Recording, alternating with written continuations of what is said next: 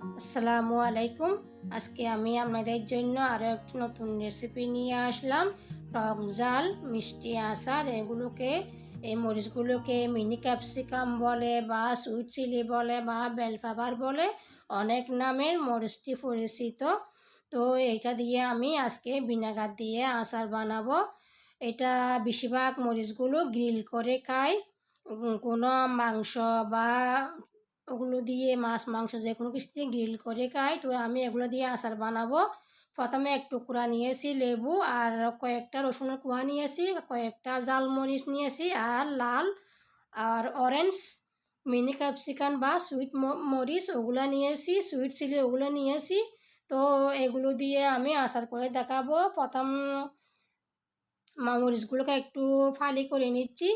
কারো কারো এই রেসিপিটি ভালো না লাগতে পারে। যারা ভিনেগারে আচার খান তাদের অবশ্যই ভালো লাগবে, যারা অ্যারাবিক আচার খান তাদের খুব ভালো লাগবে, আর যারা নতুন খান ভিনেগারের আচার তাদের বা খারাপও লাগতে পারে, ভালোও লাগতে পারে।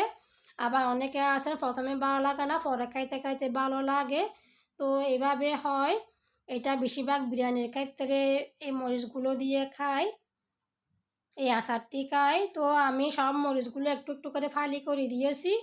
তারপরে একটা গ্লাস জার নিয়েছি, ওই গ্লাস জারটি আমি গরম পানি দিয়ে ভালোভাবে ধুয়ে মুছে নিয়েছি। প্রথমে লেবু দিয়েছি, তারপরে জাল মরিচগুলো দিয়েছি। এখন যে সুইট চিলি বা বেল পেপার ওগুলো দিয়েছি, ওগুলো দিয়ে এখন আমি দিব। সম্পূর্ণ বয়ামের মধ্যে নেওয়া হয়ে গেছে। এখন দিচ্ছি 1 টেবিল চামচ লবণ দিচ্ছি। লবণটা স্বাদ অনুযায়ী দিবেন।